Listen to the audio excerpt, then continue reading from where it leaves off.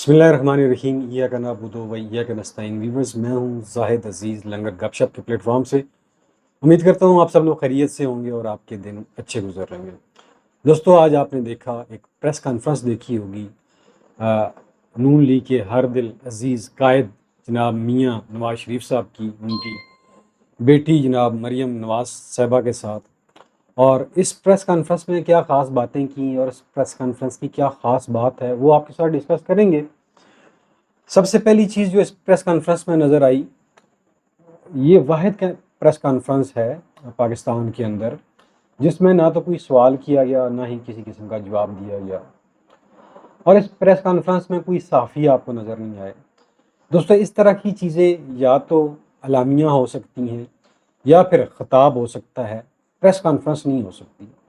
लेकिन इसकी हकीकत खुली ये कि ये प्रेस कॉन्फ्रेंस रिकॉर्डेड थी, कोई मीडिया का बंदा वहाँ पे मौजूद नहीं था।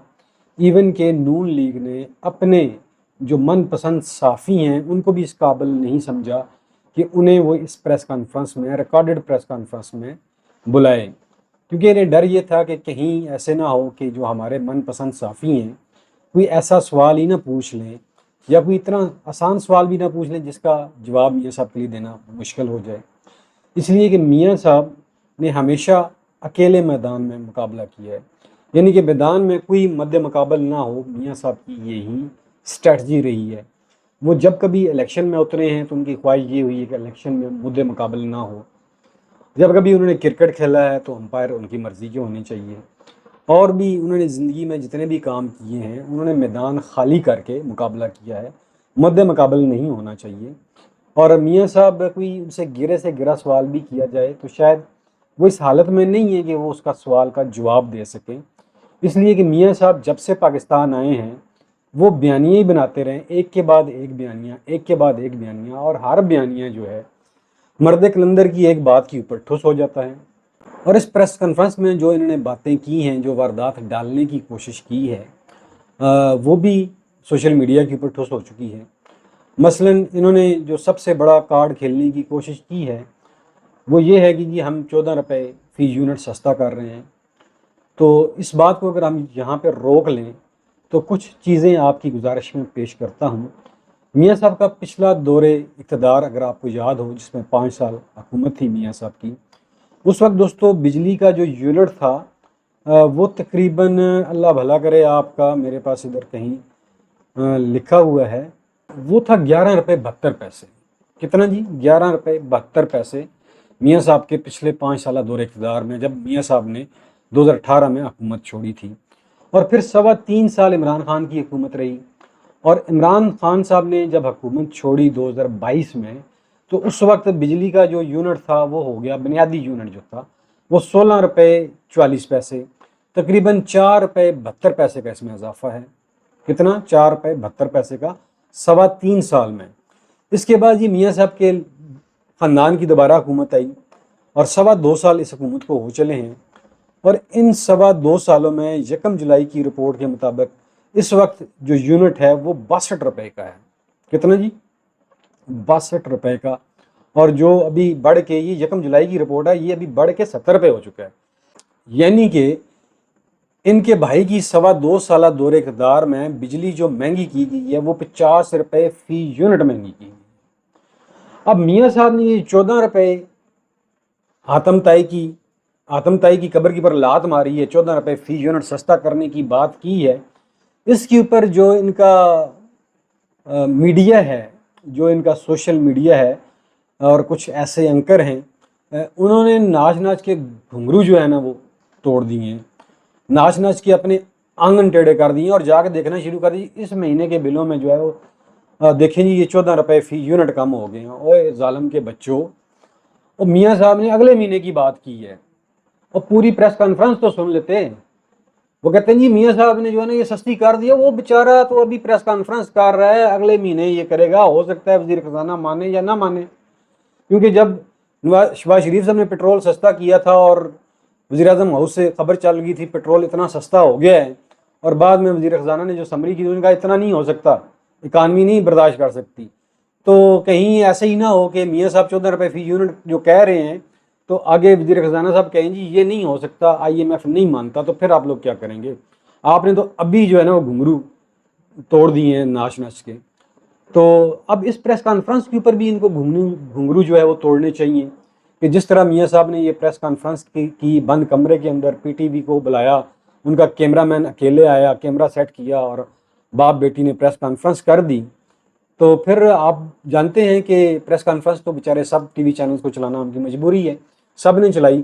اب جو ان کا اپنا زر خرید میڈیا ہے, جو ان کے اپنے زر خرید صحافی اور اینکر ہیں, اب ان کی بھی بولتی بند ہوئی ہے کہ یار ہماری اتنی بھی اوقات نہیں ہے کہ میاں صاحب ہمیں اس ریکارڈڈ پریس کانفرنس میں ہی بلا لیتے, اور بے شک ہم اپنے سوال نہ کرتے, ہمیں لکھ کے دے دیتے, ہم وہ سوال کر دیتے.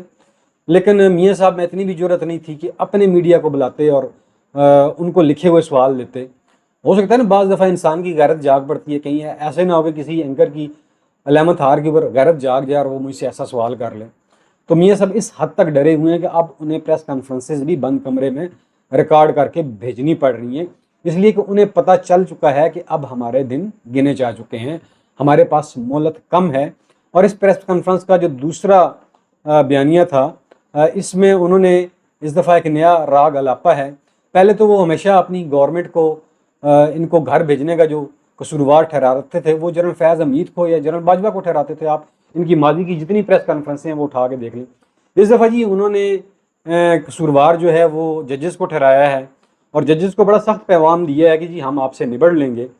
تو ججز کو بیسیکلی مورد الزام ٹھہرانے کا مقصد یہ تھا کہ اسٹیبلشمنٹ کو یہ پیغام دینا تھا کہ جی ہم اچھے بچے بن گئے ہیں اور ہم اچھے بچے بن کے رہیں گے.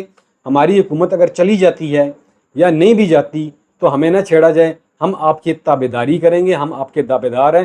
اگر حکومت چلی بھی جائے تو ہمیں اتنا کشن دیجیے گا, اپنے دلوں میں ہمارے لیے تھوڑی سی ہمدردی رکھیے گا. اس دفعہ انہوں نے اسٹیبلشمنٹ کے اوپر کوئی پوائنٹ آؤٹ نہیں کیا, اسٹیبلشمنٹ کے اوپر تنقید نہیں کی, بلکہ ججز کے اوپر کی ہے جی, یہ ان کا کہنا تھا.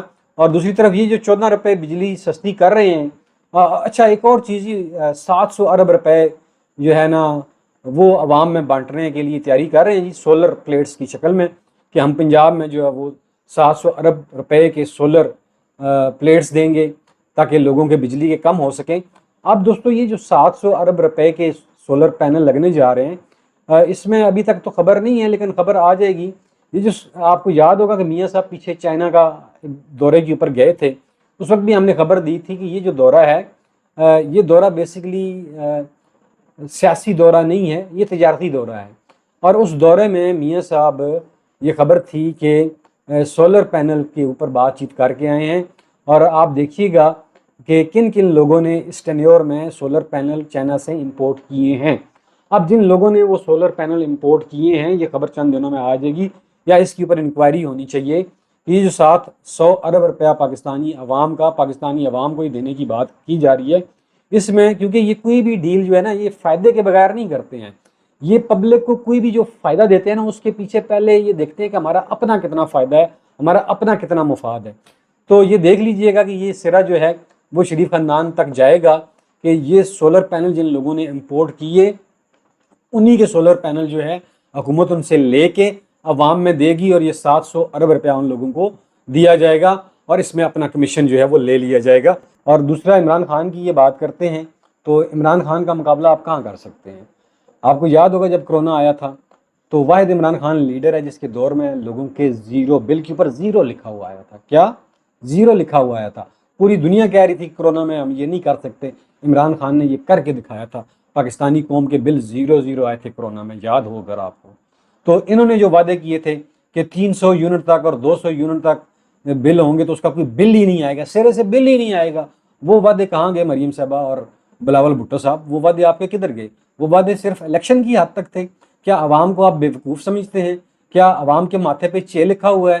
اب عوام آپ کی ان چالوں میں نہیں آنے والی, آپ کا بیانیہ عوام میں نہیں بکنے والا, آپ جتنا مرضی زور لگا لیں. اب پیپل پارٹی کو بھی سمجھ لگ رہی ہے کہ یہ حکومت تو کسی وقت بھی چلی جائے گی, اور ہمیں جو ہے کوئی نہ کوئی عوام میں جانے کے لیے بیانیہ چاہیے. اور بلاول صاحب کا آج جو ایک پیغام آیا ہے کہ PPP جو ہے کمزور معاشی پالیسیوں کے اوپر حکومت کو ٹف ٹائم دینے لگی ہے. دوستو اس کے پیچھے بھی یہی راز کار فرما ہے کہ پی ٹی آئی کو بھی یہ پتہ چل چکا ہے کہ اس حکومت کا ٹائم تھوڑا ہے، معیشت ان سے سنبھل نہیں رہی ہے، سیاسی حالات ان سے سنبھل نہیں رہے ہیں، سیکیورٹی کے حالات ان سے سنبھل نہیں رہی ہیں، تو لہٰذا کسی وقت بھی اس حکومت کا بستر گول ہو سکتا ہے۔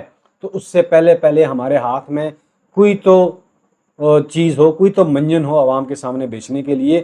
تو پیپل پارٹی کا یہ جو آج کا بیان ہے کہ کمزور معاشی پالیسیوں کی پر ہم حکومت کو ٹف ٹائم دیں گے، بیسیکلی یہ بھی اسی طرف اشارہ کرتا ہے کہ اب دونوں کا منجن نہیں بک رہا، دونوں کا ٹائم قریب آ چکا ہے اور کسی وقت بھی یہ گھر جا سکتے ہیں، کیونکہ اس وقت پاکستان کے حالات اس قدر خراب ہو چکے ہیں کہ لوگ مہنگائی کا کیا رونا روئیں، بجلی کے بلوں کے لیے لوگوں نے گھروں کا سامان بیچ دیا، اب گیس کی باری ہے تو گیس مل ہی نہیں رہی ہے، جو ملتی ہے تو وہ اتنی مہنگی ملتی ہے کہ لوگ افورڈ ہی نہیں کر پا رہے، لوگوں نے گھروں کے زیورات تک بیچ دیے، بجلی کے بلوں کے اوپر لوگوں کے خاندانوں میں جھگڑے پڑ گئے جن کے مشترکہ میٹر لگے ہوئے تھے۔ تو یہ تو حالات انہوں نے اس ملک کے کر دیے، سنیچ کے اوپر یہ حالات پہنچ چکے ہیں۔ تو اب ان کی پریس کانفرنسز جو ہیں ان میں یہ بیانیے کی تلاش میں، لیکن ان کو بیانیہ مل نہیں رہا ہے۔ اور دوسرا جو ابھی اسٹیبلشمنٹ کی طرف سے فیض حمید کے اوپر یا جو بھی یہ فوج کا اندرونی معاملہ ہے، لیکن اس کے اوپر بھی نون لیگ کے وزراء ناچ کے گھنگرو توڑ رہے ہیں۔